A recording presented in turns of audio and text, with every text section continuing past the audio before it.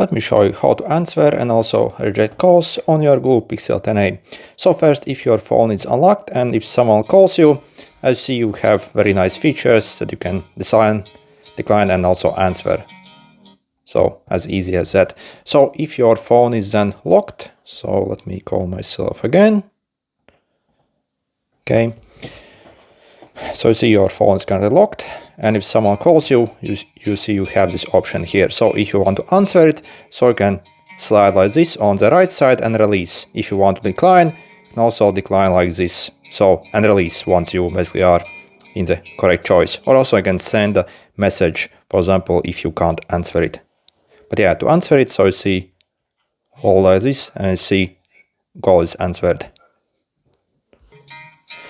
Also, if someone is calling you and you want to basically not respond, but simply silent it, you can simply press your power button.